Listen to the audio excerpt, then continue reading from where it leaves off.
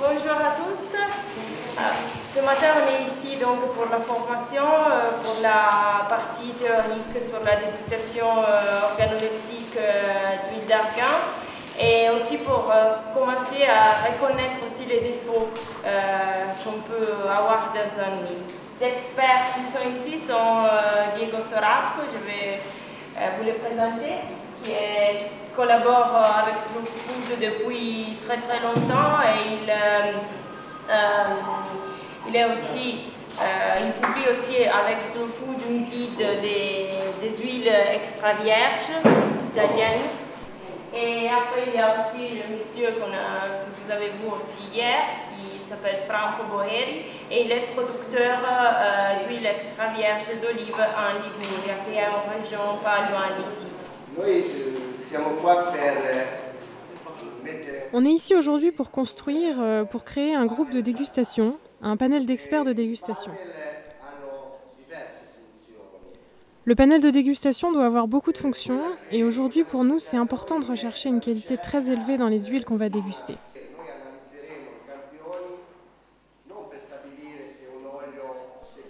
On ne va pas seulement essayer d'identifier les défauts, mais on peut aussi identifier les caractéristiques qui différencient ces huiles des autres, c'est-à-dire qui en font des huiles vraiment de qualité très élevée, avec des arômes et des caractéristiques très distinguées.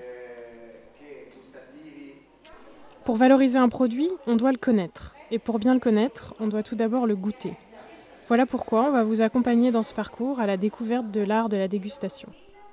Come tutti sapete, nella degustazione si utilizzano tutti i sensi, quindi dalla vista all'olfatto, al gusto e al gusto olfatto che Vous savez que quand on déguste les aliments, on utilise tous les 5 sens. On utilise la vue, l'ouïe, le toucher, le goût et l'odorat. Quand on utilise la vue, on regarde l'aliment qu'on a devant nous. Quand on utilise aussi le goût, le fait de déguster avec le nez et la bouche ensemble fait la saveur de l'aliment. Si on est enrhumé, on ne peut pas sentir les saveurs dans la bouche. On ne sent pas bien le goût parce qu'on utilise la bouche et le nez ensemble.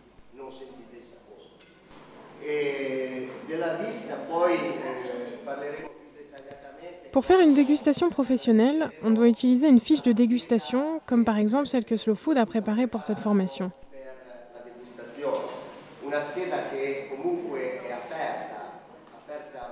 Naturellement, cette fiche n'est pas fixe. Elle pourra être allongée, modifiée.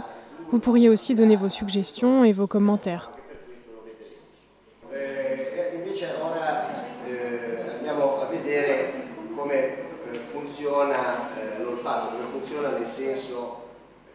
On peut donc commencer à analyser la fiche. On démarre en expliquant comment les sensations olfactives fonctionnent.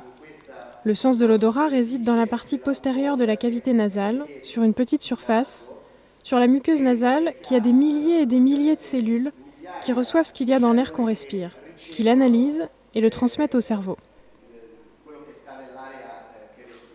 È molto importante che la sostanza che noi mettiamo al naso sia volatile.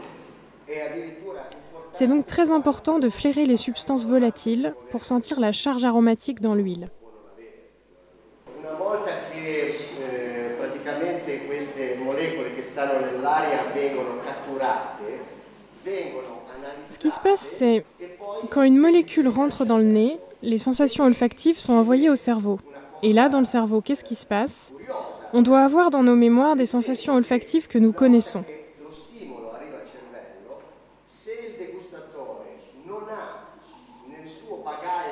Par exemple, si je ne connais pas le citron, alors je ne peux pas reconnaître que ça c'est le parfum d'un citron, car la sensation n'est pas dans mon cerveau. Alors c'est important d'avoir un bagage de parfums et de saveurs dans notre cerveau afin de les reconnaître quand on les flaire. Un'altra cosa importante è che la sensazione olfattiva non è durevole. Une autre chose qui est très importante à souligner est que les sensations olfactives ne durent pas. Elles ne persistent pas dans le nez. La sensation dure normalement 4 à 5 secondes et après on doit éloigner l'objet et le flairer à nouveau pour sentir des nouvelles sensations. Et ça, on peut le vérifier tous les jours.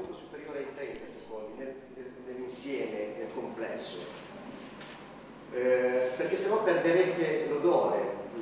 Faccio un esempio banalissimo. Voi entrate Si par exemple vous allez dans un garage et que vous sentez une odeur très forte de gazole, si vous restez, au bout de 10 minutes, vous ne la sentez plus l'odeur. Elle est toujours là, mais vous ne la sentez plus. dentro non lo sentite più, l'odore c'è, ma voi non lo sentite più. Per esempio, quello che viene definito l'odore di capra, cioè questo selvatico. On peut faire un exemple. Cette odeur sauvage que vous sentez dans les huiles vient des amandons crachés par les chèvres.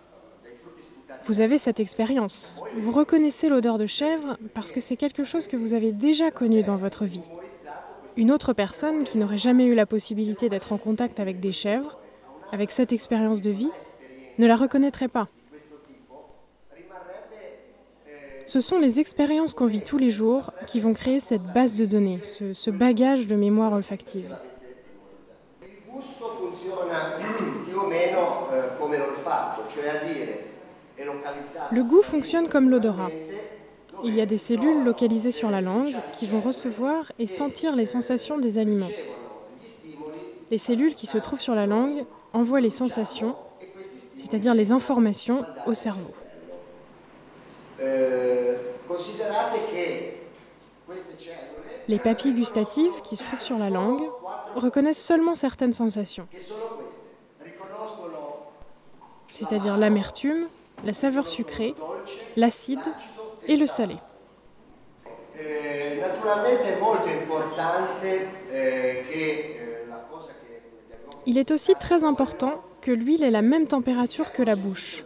Si c'est trop froid, on ne va pas sentir les odeurs, et de même pour le goût. che ha la bocca, perché questo favorisce le sensazioni. Les goûts et les odeurs sont toujours beaucoup plus faibles si l'huile est froide. On doit déguster l'huile à une température qui est proche de celle de la bouche. E così anche nelle sensazioni di bocca. Quindi molto importante utilizzare Et puis on doit la faire rouler dans la bouche. Pour la déguster, il faut utiliser la langue, mais aussi les joues et le palais. quando poi ci si appresta a lavorare, diventare operativi, cioè De plus, quand on commence une dégustation, il y a d'autres facteurs qu'on doit prendre en compte. La salle, quand on fait une dégustation, doit être propre et il ne doit pas y avoir d'autres odeurs qui pourraient polluer la dégustation. la persona che fa la degustazione non deve aver fumato, non deve avere La personne, le dégustateur, ne doit pas fumer ou avoir fumé et il ne doit pas porter de parfum parce que tout ça peut compromettre la dégustation. Altro fattore importante è la capacità di concentrazione. Quando si fa una degustazione, se si è motivati, se c'è vivo interesse, Il est aussi très important d'être très concentré. Si on est concentré, la dégustation va réussir. Sinon, non. Même s'il y a ces facteurs externes conditionnant la finesse sensorielle, un dégustateur doit s'entraîner, ce qui signifie déguster plusieurs fois, comparer des produits différents, se faire mentalement un riche catalogue d'odeurs, apprendre avec l'expérience à reconnaître les qualités et les défauts d'un produit. On devient dégustateur après des années d'expérience et de travail, avec constance et passion.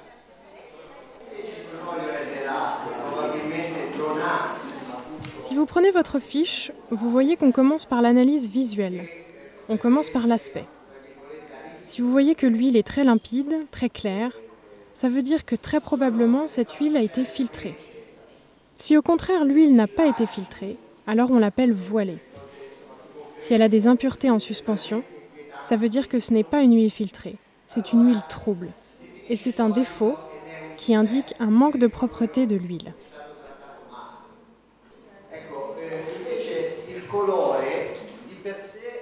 La couleur de l'huile, c'est le deuxième paramètre de l'analyse et c'est pas vraiment significatif. Il y a seulement 2 cas et 2 aspects qui sont importants.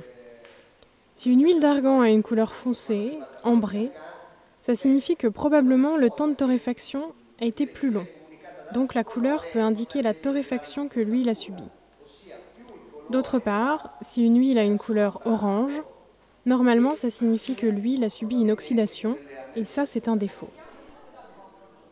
On peut passer à l'analyse des odeurs qu'on a identifiées. Nous, on a senti, identifié lors de plusieurs dégustations d'huile d'argan certaines odeurs, des sensations qu'on va décrire tout de suite. Si vous en avez d'autres, vous êtes les bienvenus et vous pouvez bien sûr les ajouter.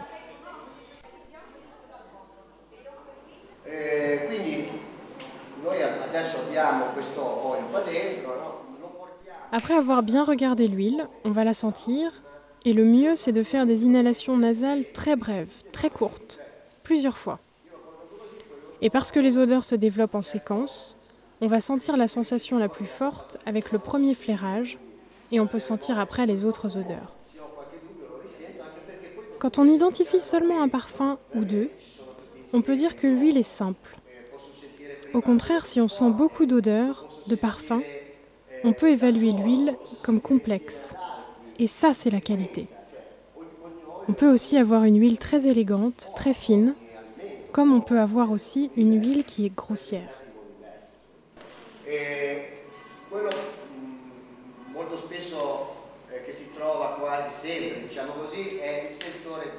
La première odeur que normalement on sent quand on déguste l'argan, c'est l'odeur de noisette. C'est très fort dans l'huile d'argan torréfiée, car ça vient des amandons grillés.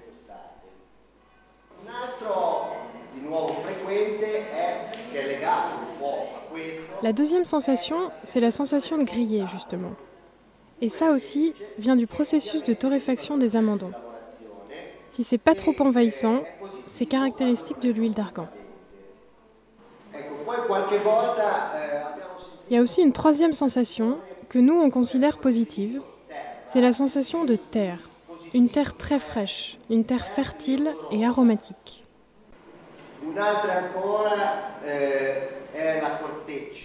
La quatrième sensation, c'est l'odeur d'écorce des arbres, qui est une sensation humide, évoquant des morceaux d'écorce prélevés sur le tronc de l'arbre. Et ça aussi, c'est une sensation positive. On trouve aussi l'amande. L'amande vient des amandons du fruit d'argan, et ça on peut l'identifier par voie rétronasale. Par la même voie, on peut identifier aussi la sensation de cacahuète.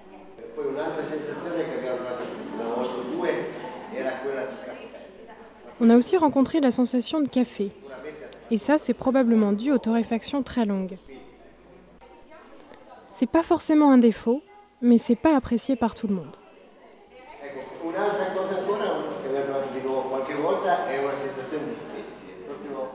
Il y a aussi la sensation d'épices.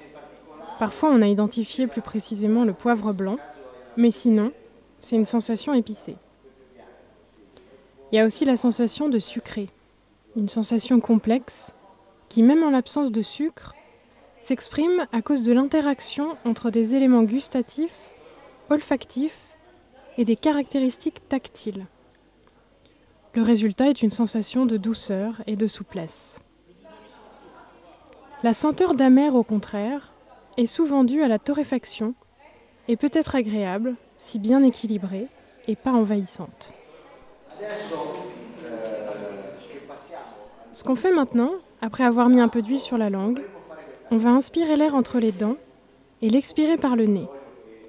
Et ainsi, on peut apprécier complètement par voie rétronasale tous les parfums de l'échantillon.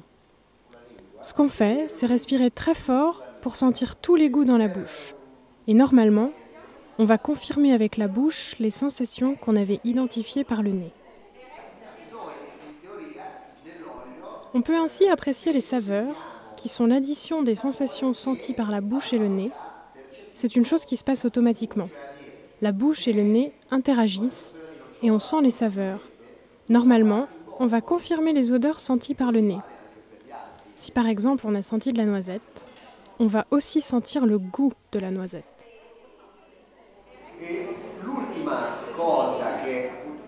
La dernière partie de la fiche de dégustation que vous allez utiliser quand vous organiserez un panel, c'est l'évaluation totale qui commence par l'harmonie. L'harmonie, c'est la fusion agréable de toutes les sensations qu'on a senties avec la bouche, le nez et les saveurs. C'est aussi l'ensemble des aspects visuels, les parfums et la consistance.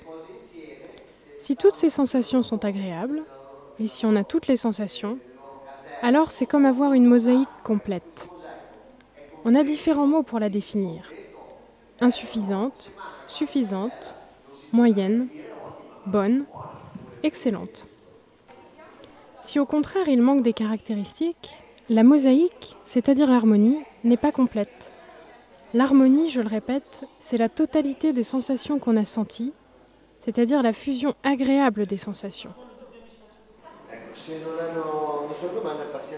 Maintenant, on peut essayer de passer à l'identification des défauts.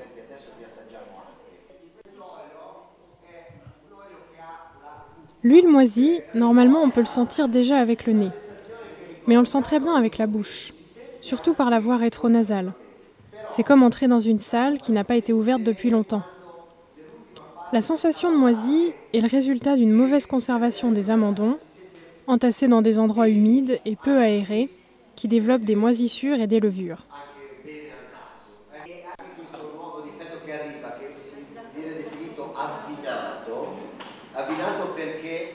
Le défaut vineux se trouve dans une huile qui a subi une fermentation alcoolique et à la dégustation, on a une sensation de vinaigre.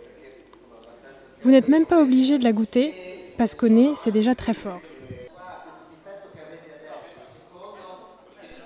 Les autres défauts à reconnaître sont chaumé, un arôme caractéristique de l'huile tirée des amandons entassés et qui ont subi un processus avancé de fermentation lactique.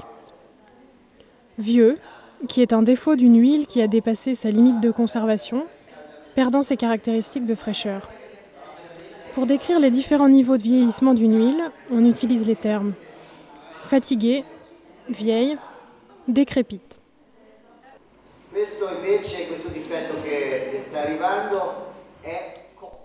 Le défaut cuit, un arôme dû au réchauffement excessif ou prolongé de la pâte d'amandon pendant la préparation de l'huile.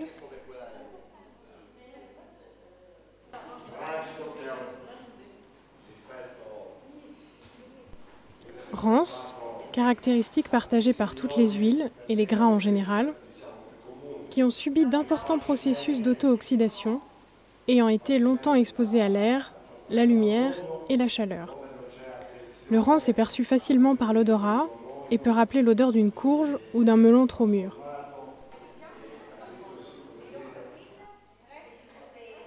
Le défaut lie ou bout d'huile, défaut caractéristique des huiles mal conservées qui n'ont pas été filtrées ou transvasées et qui par conséquent sont restées en contact avec les lies ou bouts de décantation et qui fermentent. Si l'huile reste sur ces bouts, elle peut absorber des odeurs et des saveurs très désagréables. Chèvre, qui est la senteur sauvagine typique des huiles obtenues des fruits crachés par les chèvres. L'arôme de brûlé, qui est une flaveur due aux torréfactions excessives. On a aussi le défaut grossier, quand on a une sensation tactile et kinesthésique désagréable, qui fait sembler l'huile excessivement visqueuse et lourde, c'est-à-dire dense et pâteuse. Atténuée ou aplatie, quand une huile a des caractéristiques organoleptiques faibles, ayant perdu ses composantes aromatiques.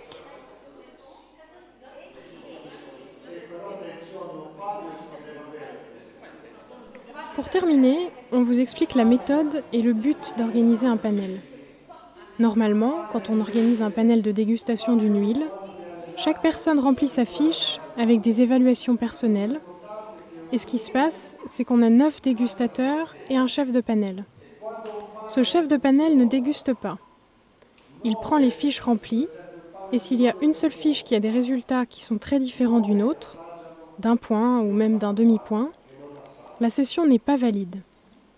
Pourquoi ? Parce que si les experts ont bien fait la dégustation, normalement les résultats doivent être proches. Avant d'organiser un panel, il est donc très utile de répéter l'ensemble de ces exercices de dégustation plusieurs fois, d'abord avec une même huile, puis en testant des huiles différentes, afin de bien vous familiariser avec le vocabulaire et les nuances, parfois subtiles, que l'on rencontre d'une huile à l'autre. N'hésitez pas à l'essayer chez vous, avec du pain, du thé ou des fruits par exemple. Vous verrez, vous deviendrez rapidement des dégustatrices accomplies, mieux armées pour déterminer la qualité d'un produit.